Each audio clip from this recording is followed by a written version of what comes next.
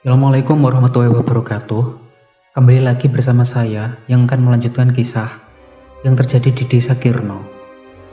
Di kisah sebelumnya telah diceritakan bahwa Kirno, Linda dan ibunya mengalami sebuah malam yang mencekam karena rumahnya didatangi banyak makhluk yang mencoba masuk di dalam rumahnya mereka. Untuk dapat mengetahui apa yang sebenarnya terjadi di kampung Kirno, mari kita sama-sama menuju ke ceritanya. Tapi sebelumnya, jangan lupa like, share, dan subscribe video ini supaya saya semakin bersemangat untuk membuat konten-konten horor selanjutnya. Teror pengawal makhluk kegelapan mencari pengikut bagian 2. Setelah semalam Linda dan Kirno diteror oleh makhluk-makhluk mencekam yang mencoba masuk ke rumahnya, keesokan harinya Bu Marni ibu Kirno melayat ke Pak Sutak. Kok uang-uang doneng teras terus ono sing muntah-muntah kenapa ya? Gumam Bu Marni saat sampai di depan rumah Pak Sutak. Saat Bu Marni masuk dan melihat jenazah Pak Sutak yang ditutup kain jarik, dia melihat darah segar mengalir deras di bawah tempat Pak Sutak dibaringkan. Terasa banget bau anyir darah menyeruak di seluruh ruangan. Terdengar suara pelayan sedang berbisik, "Kok sampai koyok ngono nggih, Bu? Apa karena Pak kebluk?" "Hush, aja sembarangan ngomong, dijogo cangkemi," tegur Pak RT. "Lek Sutak kenapa ya, Bu? Wingi isu ije waras ngewangi kula teng Sabin," tanya Bu Marni ke kakak perempuan Pak Sutak. "Gak loro gak apa-apa, Nduk. Tapi nek bengi jari bojone Pak Sutak iku ketok gelisah. Terus jam 11 malam iku ana ning gedur-gedur omah. Terus dibukakno Sutak. Jari anake sing ngintip, bapake ku ngomong dhewe, minta ampun mbis sapa mbuh. Jari ora ana wong sing diajak omong," jawab kakak Lek Sutak. Sebelum jenazah Lek Sutak dibawa ke pemakaman, Pak Lurah memberikan sedikit sambutan. "Kanggo warga-warga Sundulan Kidul, ojo panik, ojo kuatir. Saling jaga keluargane dhewe-dhewe. Nek bengi mulai maghrib, aja metu nang omah, aja metu teko omah," kata Pak Lurah Edi. Setelah jenazah Lek Sutak dibawa, Bu Marni pun langsung pamit dan langsung ke rumah Diono. "Assalamualaikum, Di," panggil Bu Marni. Setelah dipanggil beberapa kali, akhirnya ada jawaban lirik. "Angger mlebu," jawab Diono yang terdengar seperti dari dalam kamarnya. Bu Marni pun langsung masuk dan menuju ke arah suara tersebut. "Astagfirullah, kenapa, Di?" tanya Bu Marni kaget saat melihat Diono terbaring lemah di atas kasur. "Tolong jupukno ngombe, engko tak critakno. Bodimu wis 2 dina lunga nenggoni ibune, sesuk lagi mulai," jelas Diono. Setelah Diono minum, dia pun mulai menceritakan kejadian menyeramkan yang dilihat dengan kedua matanya semalam. "Ndak bengi bar maghrib aku nang sawah nilai tandur nih," ucap Diono. "Kok ujane ora mandek-mandek yo?" gumam Diono sambil membakar rokok sukun merah yang dia bawa. Setelah menutup galengan yang bocor karena air mulai meluap, Diono melihat dari kejauhan ada api membara terbang menuju kampungnya. "Astagfirullah, iku lampor tak santet," ucap Diono. Perasaan Diono pun tidak enak sehingga dia memutuskan untuk segera pulang sekitar pukul 9 malam.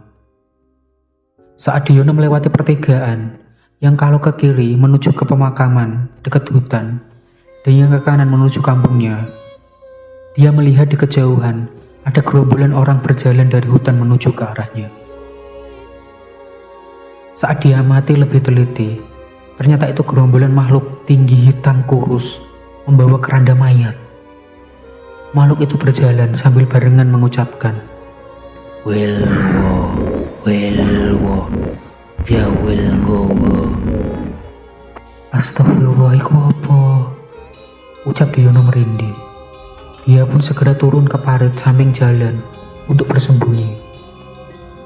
Karena dari yang pernah dikasih tahu orang tuanya dulu, jika mendapati lampor ke arahnya, Segala bersembunyi, dan jangan palingkan penglihatanmu ke arah lain.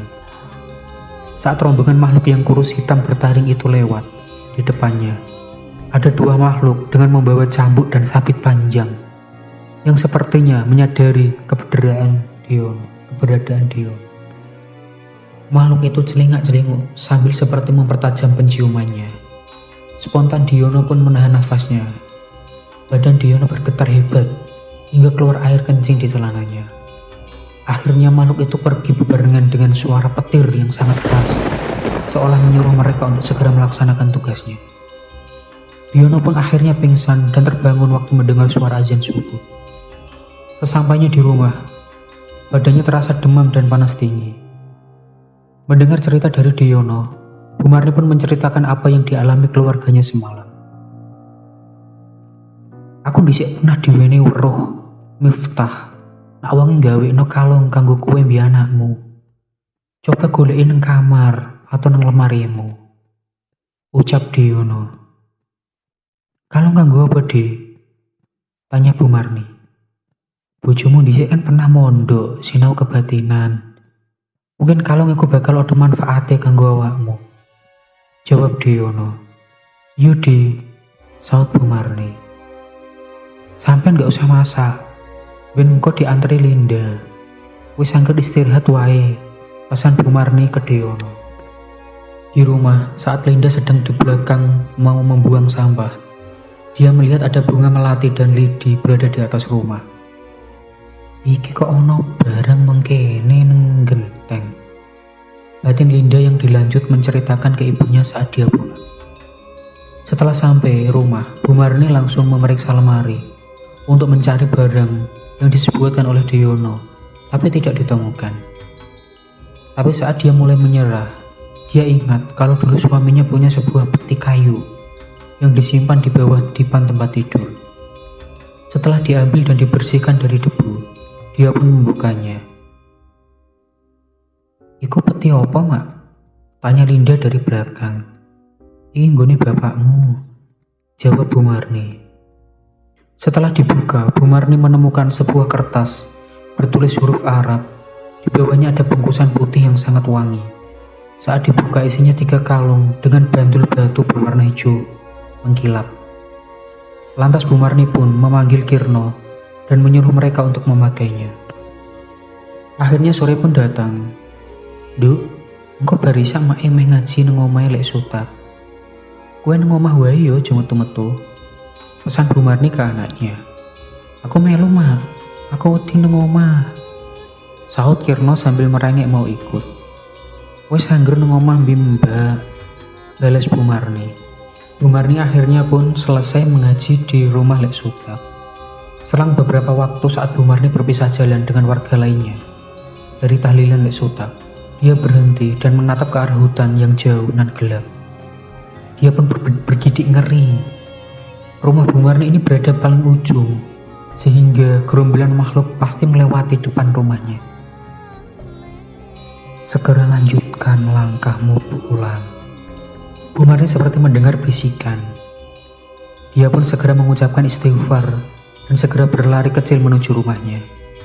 Sejenak setelah dia sampai rumah, listrik diesel pun dimatikan dan segera menutup pintu dan menyalakan lampu minyak.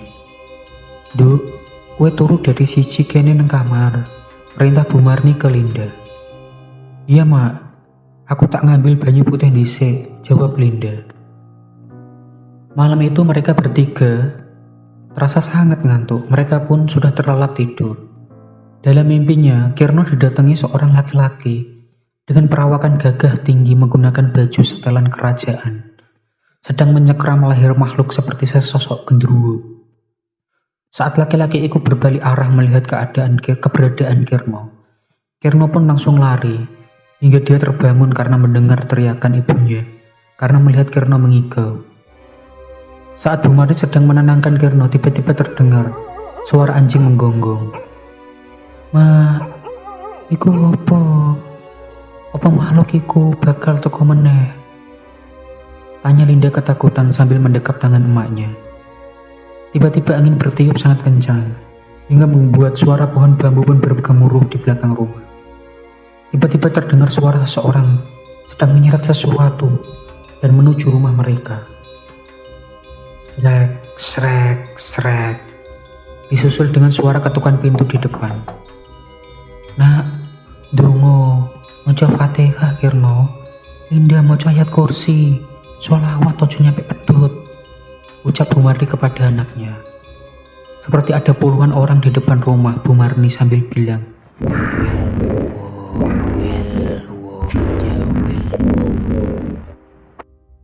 Mereka pun terdengar seperti berjalan mengelilingi rumah.